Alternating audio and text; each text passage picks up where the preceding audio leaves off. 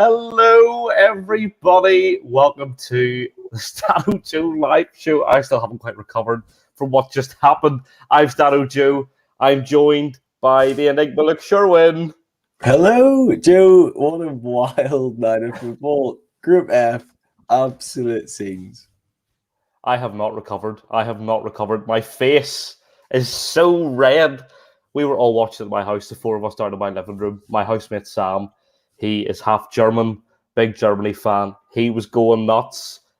I was laughing at him for most of the night. And then, of course, Germany go on and get that equaliser.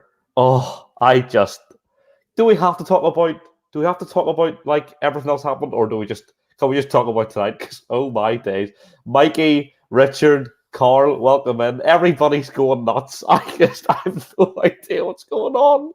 It was just a crazy night of back and forth of who's going through, who's not going through, who are England playing, who are England not playing. It was chaotic, and every team in Group F was playing England at some stage. Yeah. That was a crazy night. I was just going to say, everybody was playing England. Everybody was playing England at some stage. There's Howard's in. How's it going? Oh, tonight was just unbelievable. Where do we even begin? How do we do this? Because it's one of those ones where you feel like you have to go chronologically rather than game by game. Do you know what I mean? It's one of those ones where it's like you almost need to do like a match of the day, final day of the Premier League. We'll talk about like the first 10 minutes. Hungary scored first.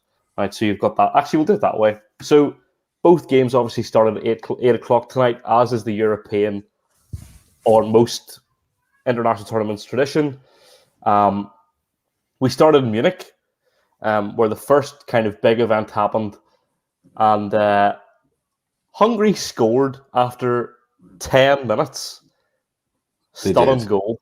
I thought it was a great goal. It was a very well worked goal by Hungary. A game in which 9/10 of football fans in general had written off Hungary, I think.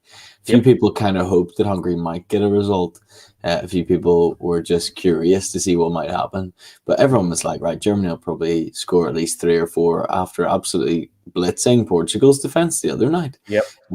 So it was fascinating to see Hungary sit back with their 5 at the back and just have a go. And it's what they've done all tournament, essentially. Hungary were very, very unlucky in the Portugal game to concede those 3 goals. They kind of collapsed in those last kind of 10 minutes. Then we had Luke Ben. Then we had in the game against France, Hungary held on for a draw, which is a big result. They also got a draw tonight. Let's not forget, Hungary got 2 points from this group, right? A group they should never have got any points from, in reality. What a performance from Hungary, first of all. It is pretty impressive. We talked in our predictions about Group F and what might happen here. I speculated that Germany might not get through if they didn't get enough points because they weren't guaranteed to get that many points. And I think it makes sense now that they smacked Portugal and got through. But had that been a draw for Germany, Germany wouldn't have gone through tonight because Hungary were not the team that just lay down and let the other teams play football like we thought they might be. They've put in a very impressive performance throughout their European Championship time, and you would think that if they were in any other group, they would probably go through in some capacity because of the way that they've played and the character that they've showed. And I know that counter-attacking defensive football isn't the most exciting to watch. Don't get me wrong. I'm used to watching it week in, week out with Newcastle. I said that tonight. Hungary reminded me of how Newcastle played for a good amount of this season. But I think what we saw was if you're organised enough and if you've got the right players, it actually works. Hungary got a draw against the world champions and against Germany, who obliterated Portugal on Saturday. Great performance from them, and it looked for the most part like they were going to finish second in the group. It was nuts because crazy. Hungary then went on for the rest of the first half, holding on. The game was 1-0 at half time to Hungary. That's crazy. Germany did have 74% possession, so they were all over them, and they did have 8 shots on goal compared to Hungary's 4 with only 26%. So Germany were, dominating the game, but if you can get an early goal and sit back and defend, then you can get victories. Yeah, and their wing backs were very, very good. Tonight, Hungary's wing backs played very, very well. Good defensively, but also fantastic going forward. It's just great. It's great to see all you guys in the comments talking about how great touch football was. For me, so I live in a house. I was saying at the start, one of my housemates, his dad's German. He's got a big interest in German football. We watched both games, but the Germany game was on the TV and the Portugal-France game was on the iPad. And obviously I was a wee bit like, why have we got the Germany game on the TV? It's good to see. But no, it would turn out to be a great decision. I think it was the more dramatic of the games in the end. Well, so, that's debatable, to be fair, because I think France and Portugal went out there largely not really knowing what was happening in the Germany game. And so Portugal were thinking that they probably needed something. A draw pretty much guaranteed them to go through to the next round with 4 points. So they were playing that way. So we saw in that game in the first half, we saw quite a cagey affair at the start. I think both teams a little bit more nervous than they would have been in the other games because it was a big game. And it was very even possession-wise, but ultimately Portugal had a few more shots. Neither team really looked like scoring that much. Neither team looked like putting the ball in. But as Portugal do, they got themselves a penalty. Cristiano Ronaldo scored the penalty. Classic. I'm happy enough because he's in my fantasy team. But he tucked it away very nicely. No nerves at all. Talking about one of the best players to ever play football. Easily dispatched the penalty into the left-hand side of the goal. 1-0 Portugal. At this stage, what are France thinking? Well, France have already qualified, but obviously you want to finish top of your group. So there was kind of a bit of a safety net for France tonight, right? While you do want to go win your group, they knew they had qualified, so if something had gone wrong, it was okay. Jermaine Genius with some excellent punditry tonight, saying that if you punched someone anywhere else in the pitch, it would be a free kick, which is fantastic analysis from Double J Jermaine Genius. I just thought that was so stupid. Yeah, talk me through, Joe. You're 100% convinced it was penalty, yeah? The Portugal one? The Portugal punch. Do you know what? It could have been. It was very unlucky, in terms of he didn't obviously mean to punch your man on the face, right? But I think because Danilo gets the ball first, I think it ultimately is a penalty because he got there first before. Yes, it touched Lloris's glove before he hit him, but that doesn't mean he actually got the ball. Like the ball was headed onto his glove. I think that's the big difference. If we move on to the second penalty or France's penalty, not sure that was a penalty. I find that bizarre that VAR steps in and says that's a penalty. For me, I thought it was very, very soft. Yeah, I thought VAR was an interesting one tonight because they made a few decisions that I wasn't too sure about, and I'm not really sure how they're doing it. You look at the very end of the game as Bruno Fernandes takes down Coman in the box. For me, looks like a stonewall penalty. Oh, did the foul not start outside the box and VAR can't get involved with free kicks? That might be the case. That might be the case, and I would need to watch it again, to be fair. But that looked a clear foul to me, and I think it's weird. Sometimes VAR rules are strange and they are confusing. But as you said, France get themselves a penalty. Get yourselves down to spec series, Joe. If VAR wasn't a thing, that's a pen all day. Well, fair enough, Richard. Tell them as it is. Let's start. What one's that about? Is that about the France penalty, or is that about the Bruno Fernandes at the end? I'll be interested to know. That's the thing. That's the thing with it. You never know which penalty it is in a game like this. Yes, France get themselves a penalty just on the stroke of half time. Karim Benzema doesn't make the same mistake he did in the warm-up games and puts it away. We see two very on-form strikers with a goal as we go into half time, 1-1. Richard says that was about the Bruno one. I thought that foul started outside the box, but I could be wrong. That's just I briefly saw it, but I could be wrong, and that's fine. So at halftime, it was France 1, Portugal 1, and Germany 1-0. Yeah. What did that mean? Hungary 1-0. So at halftime, remind me where we were. Were Portugal playing England? So France at were top of the halftime, group. we're sitting with France on 5 points, Portugal on 4 points, Yeah. Hungary on 4 points, Yep. and Germany on 3 points. So England were playing Portugal, I believe. Yep. So England were playing Portugal. Hungary were going through in third, and France were top in the group. So that's where we were at halftime. Germany were out at that stage. We then go into the second half. What happened first? Did Portugal score first, or did I'm trying to remember?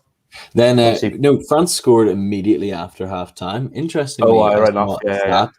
Karim Benzema scored in the exact same minute and second in both halves. I think it was 46-44. He scored in extra time in the first half and then scored in the second half, which is very impressive. No way. That's class. Oh, I like to see a wee bit of dispute going on in the comments. People letting their opinions be known. Do let us know your opinions. Get your questions, your comments in the comments down below. Also, be sure to like and subscribe. And don't be afraid to check us out on Apple, Spotify, and Google at the same time. Karim Benzema scores. Paul Pogba played a ball that I haven't seen Paul Pogba play in a Manchester United shirt in a long time. Yeah. Pogba is a different player for France. I think it is Kante allows him usually in that French squad to play like that. I think he feels more, he doesn't have to worry about, one player at France is doing what two players do for United, right? Yeah. Kante does a job that both McTominay and Fred do at United. So I think that's really interesting that Pogba plays better with other players around him.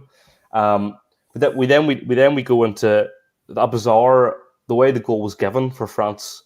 Benzema starts to celebrate, right? Then they're like, no, he was offside. Then VAR awards it, and I actually hadn't seen it properly, so I thought it was offside.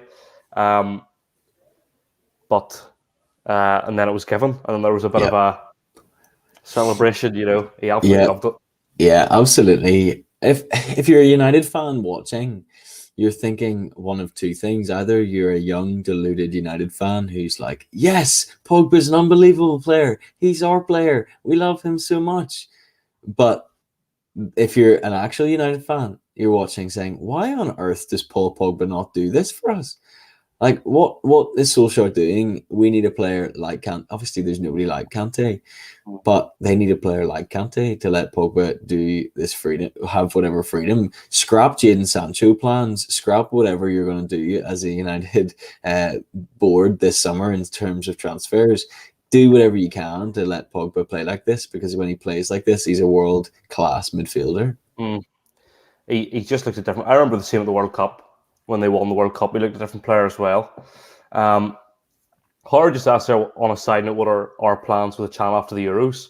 After the Euros, we'll probably talk about the Lions for a bit that are on, because we have a couple of people interested in the rugby, and there'll be three of us on doing the Lions podcasts. And then we're straight into the Premier League, 2 shows a week, Premier League content. Maybe talk about some local football as well. I'm big into my local football, so we can chat about stuff there as well. But we'll still be going. That's our plans for that.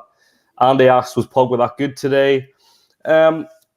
He was pretty good today. I think he played very well in the Germany game from memory. He did play very well today, though. I can actually give you his personal statistics. It's hard to argue against him. The team or the player rating he's been given is a 7.9, probably slightly inflated by an assist, but do his passing tonight. I've just seen that 96 accurate passes out of 99 attempted, and 97% accurate passing rate, which is for that number of passes as well. Sorry, one person, was it not in the Spain game? Was it not the Spain game? Hungary or who? No, it wasn't It was Hungary. against Sweden. It was their And first game. Sweden had 89 passes. Tonight, so Paul Pogba, Pogba had Pogba played more 96. passes. Nuts. Shocking. Absolutely nuts. So I would say he did play very well. So then we had, at that stage then, France were 2-1 up, which meant, I'm trying to think, what was it actually? Were Germany still going out or were Portugal France are going out? 2-1 up, which means Portugal are sitting on 3 points. Germany are also on 3 points, so Germany are going through on head-to-head. Portugal are going out, which is a fascinating situation to find themselves in. And so France had to hold on, and they did very well to hold on for a whole 12 minutes before they gave away another penalty. Another penalty, a bit harsh, but that's the handball rules. You know, his arm was up here, the ball hits his arm. Unfortunately, that's the rule now. I don't personally agree with it because there was no intent there for me. Although I have spoken before about how fouls, if there's not intent, doesn't mean that it's not a foul. Yep. But I think very unlucky. Not much he could have done, to be honest. And Ronaldo steps up, scores another penalty, and he's now scored 3 penalties already. Portugal are the Manchester United of this Euro competition.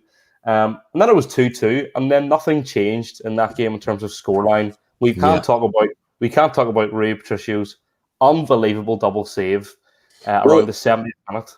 We should say also tonight Ronaldo breaking records. You know, yes, sorry, we should mention that. StattoJoe podcast. You're so right. You're so right. It's always good to bring the stats in there. Cristiano Ronaldo equaling, most goals ever scored for an international team. That's pretty ridiculous, especially because the last record was for somebody playing for India, wasn't it, or something like that? Something like that, yeah. And so this is at the highest level. Ronaldo's doing this. It's not. Yeah. It's not in Indian or Asian qualifying, like India will be playing, but it was at the highest level he's done this. So it's a fantastic achievement by him. Also, highest goal scorer in the European Championship history, extended, and I think I saw a stat saying he was the most goals in all competitions. He is the player with the most goals in the European Championships and World Cup combined. Yeah, with great 21, I think now it is, because he scored 2 tonight. I think it was when he broke the record with his first penalty, so it was 20. But to settle the Ronaldo Messi debate, I've never seen Messi score a goal at the Euros. So there you go. Joe. So true. Sorted. But we then moved back to Munich. Germany equalise with a horrendous mistake from Galassi. He misread the flight of the ball, completely misses the ball. Unlike punching another player, he punches the air, so he doesn't get the foul. Havertz gets his big lanky frame up, sticks the ball in the net. My housemate's going nuts. Happy days. Ball gets put down the centre circle. Hungary, 5 passes. They then score about 60 seconds later. 2-1 Hungary. Germany have spent, I think it was 55 seconds. Germany were due to be playing England at that stage. So at that stage, we had all 4 teams were England's opponents. Yeah. At that stage, right? So just chopping and changing. Hungary score. I went nuts. Well, I was laughing a lot. And then Germany make a couple of substitutions. Timo Werner came on. I hadn't realized he came on so early. Apparently he came on the 67th minute. I only heard his name on the 83rd minute or something ridiculous. Continuing his great form that he brought from Chelsea. And then they bring on a young player in the name of Jamal Musiala of Bayern Munich, who looks about 12. He does. And I thought, oh, he looks very young. But he came on, and ultimately it was some bit of, I don't know how to, young flair, the flair of youth that kind of brought about that second goal. What are your thoughts? Jamal Musiala was a player in the headlines not that long ago this season when he played in the Champions League for Bayern Munich. Jamal Musiala, he played and he was English touted his English anyway. He qualifies to play for England, qualified to Oh, play for really? Germany. And so people were getting excited again. They were like, yes, another English young talent, but he's decided, nope, I'm going to play for Germany, which I think makes sense. And he came on and he was exciting. He's 18 years old and he's a young player who just wants to get on the ball, wants to get things going and make things happen. I think Bayern Munich are happy to have an 18-year-old like that ready-made to take over from Thomas Muller in the long run. And yeah, had a really good game and ultimately was very helpful for the team as they scored just 2 minutes later with Leon Goretzka getting the goal. Great finish. A bit fortunate the way it laid out for him. And I actually don't think there was much more the Hungarians could have done. As in, fortunate the way the ball kind of bounced out to him because came from a block. Strange, Joe. You say great finish, but surely you speak in German. Oh well. I thought I genuinely said something really stupid there, but I hadn't. You just had to mock me. I did, yeah. You did. So it kind of took a deflection off the Hungarian defender before it went in. So there we are. Sorry, can we just comment? Andy absolutely loved that joke. He loved that. He loved that. Richard asked what was my house's reaction to Hungary goals. Well, he just did in silence, and I laughed at him. To be honest, Richard, that was kind of how it went. I was enjoying it a bit too much. I think might have been slightly annoying, but 2-2 in both games, and they were the final scores. So Group F, it's just nuts. Group F finished with France in first on 5 points, like we predicted. Germany, like we predicted, yeah. Germany in second on 4 points, who will play England at Wembley. That'll be some game. Portugal third with 4 points. They are below Germany because of head-to-head, because they both have the same goal difference. Yeah. And Hungary, bottom of the group, but with a very, very respectable 2 points. Look, a lot closer in that group than we thought it was going to be. Yeah. And tonight is exactly why having the two games at the same time makes it so much more entertaining. Yeah, you're absolutely right. Being able to watch both games side by side and see the drama unfold and the table come up on the screen as it stands table. Yeah, we love an so as good. it stands table, So good. don't we? Because you just know it's not going to stand. There's countless teams or tables out there that have been made and have never actually been factually correct. And I love that. StattoJoe podcast loves that. So yeah, it was great. It was great to watch, and it was definitely the most exciting of fixtures this week. None of the other groups were quite as tight or competitive as this one, and we kind of knew this would be the case. It was the group of death, but also the group of absolutely fantastic football to be watching. Yeah,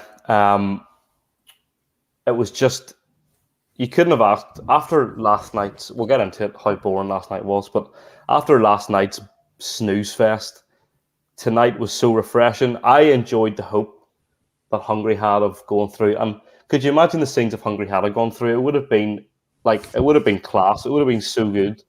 I do think Hungary can hold their heads really, really high. Honestly, I think they should be so proud of their achievements. They should, but ultimately they go home with 2 points and they'll be disappointed that they've been drawn in this group, Yeah. That's Group F. We will not spend anywhere near as long in all of the other groups as we now recap all of match day 3, the third group stage games, chatting through how we predicted and how things finished up. Tonight we also saw Group E conclude. Group E was an interesting one because we go into the games tonight with Sweden top on 4, then we had Slovakia on 3, Spain on 2, Poland on 1. Poland and Spain hadn't really showed up. Spain definitely showed up tonight, though. Spain definitely showed up, but Slovakia were nowhere to be seen. Yeah. They played their 6-4-0 formation that was so successful against Northern Ireland. I've just seen Hard's comment. Can't wait to watch Scotland's next game. That's very, very sad. Mikey asks, who do we see winning the England-Germany game? See, based on performances, for me, I think Germany win just based on Why performance. though? Why do you think so? England have been so poor up front. Like, I know defensively England have been fine, but England haven't played anybody yet who's threatened them. And Germany play good attacking football. And for me, I don't know. I just feel like England have been so poor. I know we've talked about before about maybe their cards close to the chest, all that stuff. I don't think Gareth Southgate knows his best 11, and No, he I don't doesn't. think And this is what I'm worried about. Anyway, Yeah, I don't know. Germany don't really seem to be able to defend. We haven't seen them keep a clean sheet yet. Conceded twice tonight against Hungary, twice in the last game against Portugal, once against France. I thought Neuer looked really bad tonight. Don't think he looked quite the same. this for the second goal, he didn't put his Yeah. arms out; he put his arms in. Yeah, strange. Strange decision. I'm trying to get who's behind me. Thanks, I appreciate the positive comment, Jason. I really appreciate that. I don't know. Are you talking about me or are you talking about Michael Scott behind me? But yeah, we'll briefly mention. Now that we're talking about England, very briefly, I just want to mention, Carlos, who starts up front. We're in a position where Sterling, because he's the only person who scored, almost has to start, which is crap. Because I would start Saka Grealish and Mount, but I don't know if Mount can play. Actually, no, we'll go back to Group A while we're there. Spain won 5-0. They did. The unfortunate position, and this is not me being biased as a Newcastle fan, Dubravka makes a great save for the penalty, but then makes a mistake. And ultimately, when you're a goalkeeper, you're always remembered. You could make, one of our mates, Gareth, through the great point in the group chat we're in, you can make 100 unbelievable saves, but people will only ever remember the mistakes when you're a goalkeeper. Yeah. But that's not the same for most other outfield players. It's true. So unfortunate for him, and I think that might have wrecked his confidence a bit, and Slovakia's in general, because they just fell apart then. They held kind of resolute for 30 minutes without conceding, and then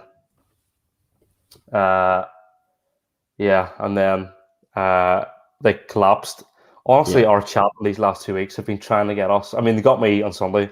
Just all these stupid names. And if you're listening to the podcast and you haven't come live, you should watch live and see what's going on in the live chat, because it honestly is interesting. Joe, you used to always say how much you love the podcast listeners more than the live fans. I do. The turntables. I still do, but I just think they need to see what's going on. But yeah, Spain tonight I thought looked much more complete in terms of actually going forward. They were playing nice football with good overlaps, lots of good passing as always. How many passes did Spain make today? It's the question that we always ask. And sadly, they made 666 passes, so we'll not mention it again. But I thought Pedri had a good game, and Busquets in this team makes a big difference. Busquets sitting back, being able to control and calm the midfield makes a big difference. Rodri's a great player, but he does not have the tactical brain that Sergio Busquets does. Sadly, they only managed 66% possession as well, which is, I'd be pretty sad if I was Spain for that's not good enough. Interesting, they started Azpilicueta tonight, who had a solid enough game. We got a goal from our very, very favourite, Eric Laporte. He is Eric Laporte coming up. He is Eric Laporte. We love to see it. I was so pleased. The French Spaniard. And a couple of own goals, and really not a great day for Slovakia, who bottled it. They had a chance to qualify. I enjoyed their demise a bit too much. Yeah, I enjoyed their demise as well. Spain played some good football. I don't know how well they're going to do against better teams. Busquets is old and slow. Eric Garcia played tonight, which was interesting. Yep. Gave him a bit of game time. Obviously, has just moved to Barcelona, so it'll be fascinating to see how he does there. Very competent, not bad at all. But against the Slovakia team, he was never really being tested that much. Yep. So he is Eric Laporte, and then Pau Torres managed to come on and get an assist as well, which was good for him. Up front, you still have this question of who should be playing. Morata missed a penalty. Moreno missed a penalty in the last one. Sarabia probably had one of his best games in the Spain shirt ever. Yep. Ferran Torres came on, scored a backheel flick with With his his first touch. of the ball, And and then don't. uh, My Twitter was going nuts for Adama Traore when he came on because like he's only been on 13 minutes and had 3 take-ons. I'm like, wow, 3 take-ons against a knackered defender from Slovakia who are 5-0 down. The take-ons didn't lead to anything. Adama Traore didn't score a goal. He didn't get an assist. He's a terrible player. It was a rout. Slovakia embarrassed themselves, unfortunately. But the other game was also nuts. Sweden 3, Poland 2. And up until the very last minute, it looked like Spain were going to win Group E. And then, out of nowhere, Victor, I don't know how to say his name correctly, Claesson scored in the 93rd minute. He did. Sweden looked okay in this game, but again, not that great. I've had a go at Michael Lustig a few times for how old he is at right back. But it hasn't been fantastic. It was nice to see Robert Lewandowski show up to the Euros. Mm-hmm. It's nice that he decided this would be his game. The first goal that he scored was just fantastic. Enough was enough. They were losing, and he thought, right, I'm just going to pick up the ball roughly, midway in the box on the left-hand side, and just curls one top corner because he's Robert Lewandowski and he's the best goal scorer in world football. Jason says, I was going to mention this about Thiago not playing. Can't wrap my head around Thiago not playing. Might be something wrong with Enrique. Do you mean? Personally, think Thiago is one of the best centre mids ever. His football ability is gnarly. I've said to you before about a couple of decisions that Spain have made. Ultimately, they're through, and we'll see what happens in knockouts. But De Gea not starting, weird to me. Unless De Gea's confidence has been shot after missing that penalty in the Europa League final, because obviously he'll be needed for penalty duty, in games. And Thiago, I don't think Thiago showed his best this season. I think that's in the back of Enrique's mind. I just think Busquets Busquets is essential to his team. Yeah. And it was a big nightmare when he got COVID. And I think Pedri's playing far too well to not play every game. Pedri looked fantastic today. I thought, just running things, really making things tick over for an 18-year-old. He is superb. And Koke is that, experienced defender or midfielder who's always going to give you a 7 out of 10, always going to show up. Thiago's issue sometimes, and if he's playing with Busquets, he's quite slow. He's a bit rash in the challenge. He will dive in. He will get a yellow card, and that's probably not what they want in a situation where they're taking a lot of the ball and potentially countering. So I think Koke makes more sense, and today I think a 5-0 victory sums that up quite well.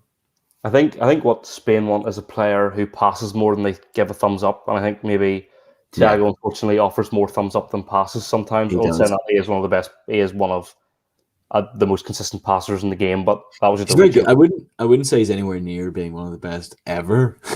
Not ever. Sorry, I mean, kind of.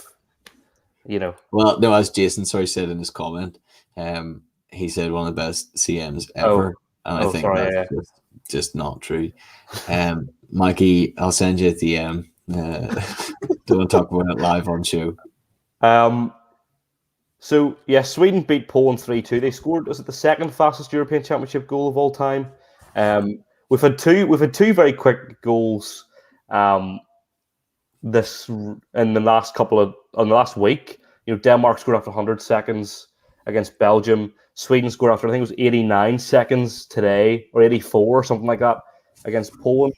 Forsberg got a double, Lewandowski got a double, and then at the very, very end, Sweden got the win. So Sweden win that group, Group E, top that group.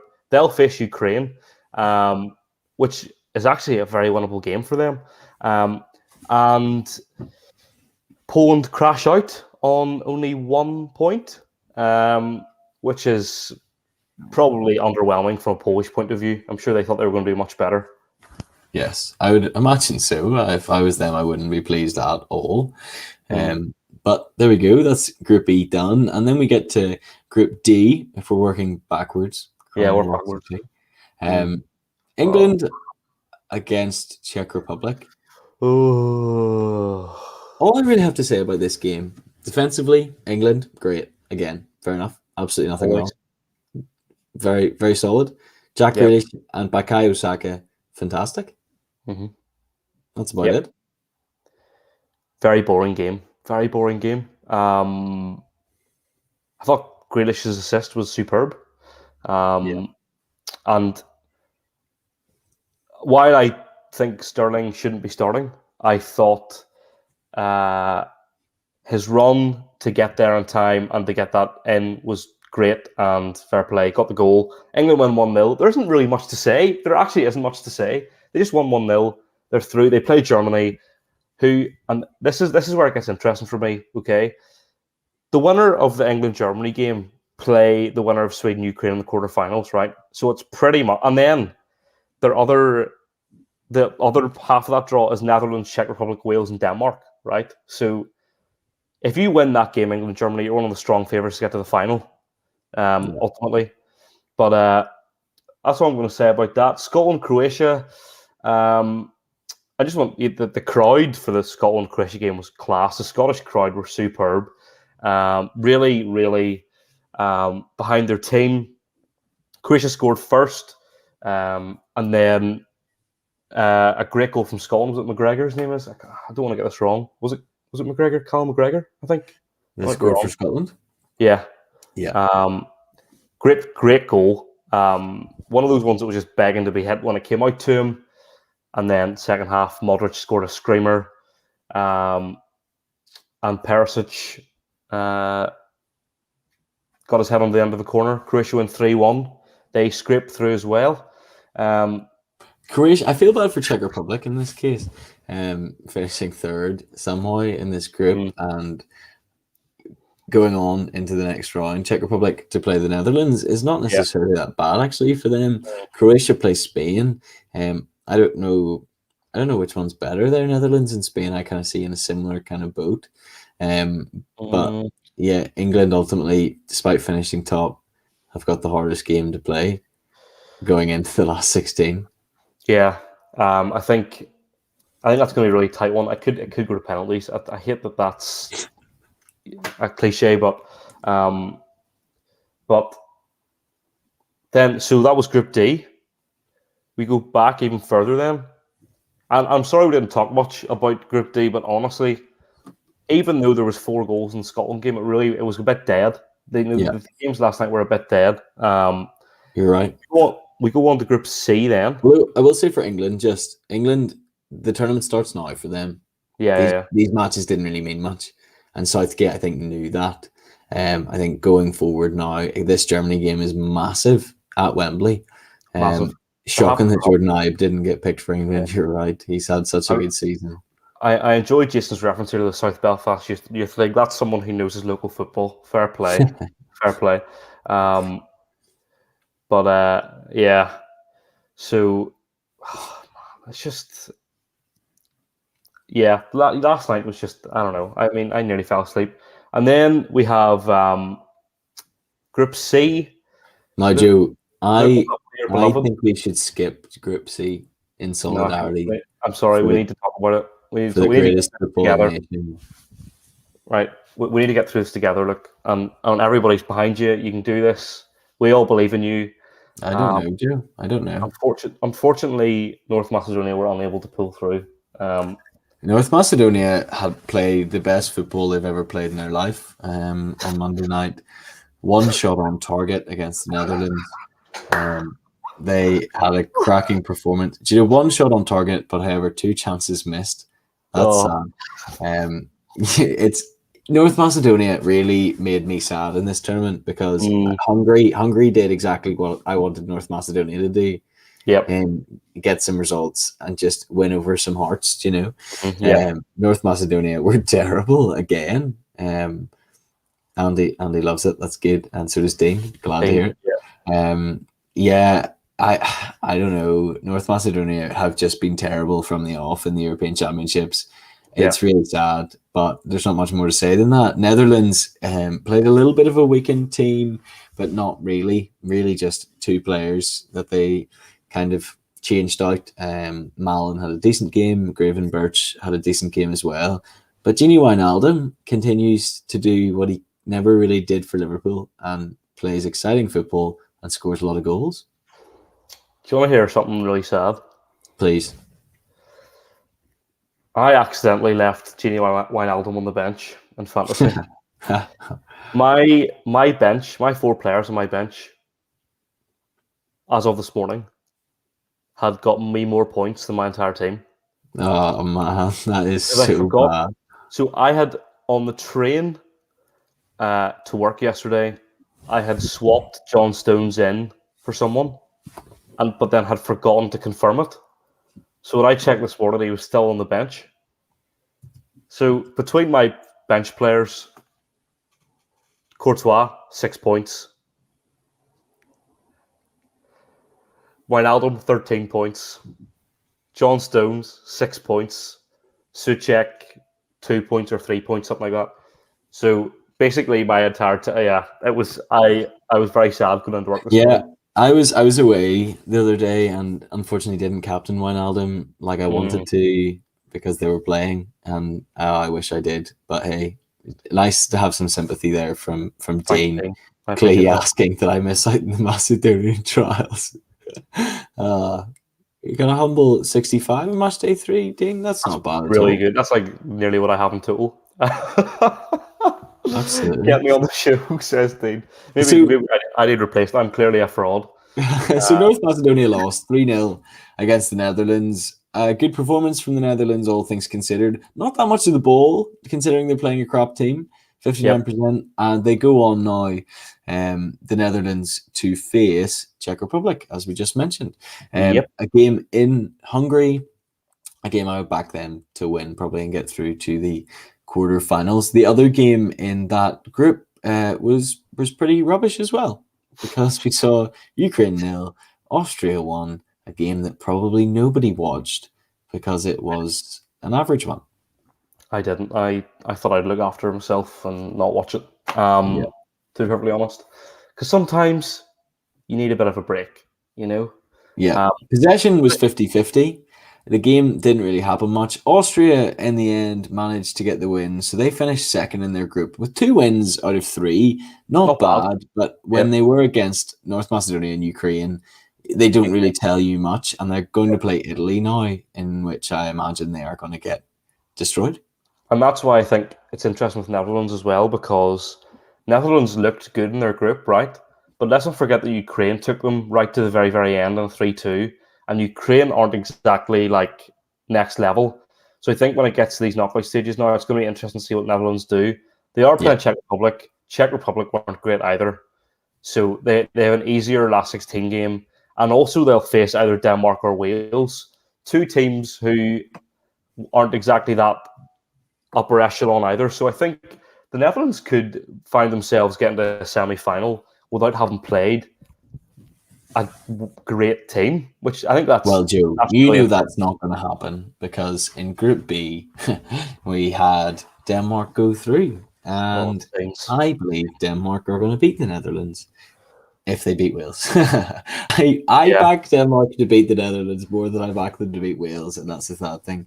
But I think we saw the other day from Denmark a performance that they probably would have put in against Finland in the second half had Christian Eriksen not had a heart attack on the pitch.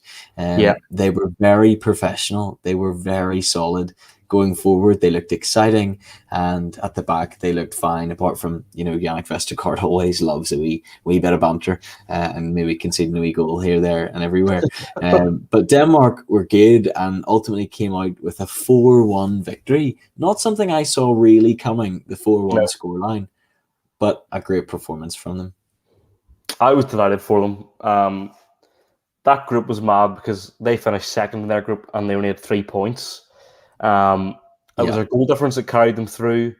I think if they hadn't been playing their games in Copenhagen, it would have been very, very different. But I think when you're playing in front of that home crowd who are also emotionally charged after everything that's gone on, I think that's what carried them through. One of the best things about it was they'd finished the game and they were waiting on the pitch to see if they'd got through. one of their coaches was on their phone looking it up, and then when they saw they got through, then they went absolutely nuts. It was great. It was such a weird group, probably the strangest group of all, because Yeah. Belgium won all their games. Yeah, as we kind of expect them to. Belgium ran away with it in the end. Mm-hmm. And then Denmark, Finland, and Russia all traded wins. We Yeah. saw victories here, there, and everywhere. Finland ultimately only scored 1 goal in the whole tournament. So they were never really going to go through because their goals for were awful. Russia getting smacked in the end Especially average. had them drop down. Very old, very slow, not a great national side at the moment. And so Denmark go through. Finland, unfortunately, don't go through in third place because they only had 3 points and a -2 goal difference compared to Ukraine on 3 points, but with a -1 goal difference. So that 1 goal made all the difference there for Finland. And then Group A, which had happened on Sunday, we didn't get round to because our show on Sunday took too long. We saw Italy beat Wales 1-0, and I just want to briefly mention Ethan Ampadu's I didn't think that was a red card. I think because I thought he got him on his foot. I thought he got him on his foot rather than anywhere else on his leg. I thought it was on his. So for me, it was a yellow. Okay, I think that argument could be made. Absolutely, I think on the foot makes it less of a red, but I can also kind of see why the red was given at the same time. It's a weird one, and ultimately, I don't think changed the game that much. I think Italy were relatively comfortable in most of it. 69% possession with 23 shots, 6 on target. In the first half, before the red card, they had 10 shots, 3 on target with 65% possession. So it didn't go up that much. And they didn't actually have that many more shots in the second half when Ampadu got sent off. Wales looked a completely different team than the one that played against Turkey. That's probably because Turkey made them look good. Italy, very comfortable, very confident. Top their group, 9 points, 7 goals scored, 0 conceded. It's a very good record to have going into the last 16. Yeah, I think Wales will put on a good game against Denmark. I think that they did well against Switzerland and they did well against Turkey. Obviously, Turkey were quite possibly the worst team at this tournament. Yeah. But I think that game's going to be interesting. I think Wales do actually have a shot. I think both Wales and Denmark can go into that game quite confident, which is an interesting dynamic. It's going to be a very interesting dynamic because both teams will think they can win it, and rightly so. But a good performance in the group, 4 points was way more than we thought they would get. And I think that they did well to finish second in that group. It wasn't the easiest of groups. Certainly on paper, it didn't look the easiest of groups, but when it came to the actual play, it turned out to be a lot easier than people thought. And the other game, just to briefly mention, Turkey again lost 3-1 Switzerland. Shaqiri doing his it's not annual, but his one big performance at a big major tournament. He's one of my favorite players in world football, not just because he played for Stoke, but just because he's so average 90% of the time, and then shows up and does something incredible. And you're like, yes, Shaqiri, you're the man with the massive calves, and we love to see it. Yeah. Joe, let's run through the games that we're going to see in the last 16. Let's chat through them and maybe highlight any that we're especially excited for. The games start on Saturday, so tomorrow and Friday we have days off. Wow, that's bizarre. That's nuts. It is. On Saturday, then we see the first game at 5:00 on Saturday. Wales against Denmark in Amsterdam. So it'll be Denmark's first game outside of Denmark, which is an interesting one to see how they get on. Then we're followed up on Saturday at Wembley Stadium, Italy against Austria. For me, that Wales-Denmark game is exciting because I love Denmark, but also because Wales are a counter-attacking team. Denmark like to have a lot of the ball and are a solid team. So I think that should be interesting. Italy should absolutely trounce Austria, though. Yeah, I agree. I agree with that. Absolutely. Then on Sunday, Sunday 27th of June, we see in Hungary, the Netherlands face Czech Republic. And then we see in Spain, Belgium against Portugal. Oh, What a oh, tie. that's so spicy. One of the favourites of the tournament are going to go out in the last 16. Yep. That's crazy.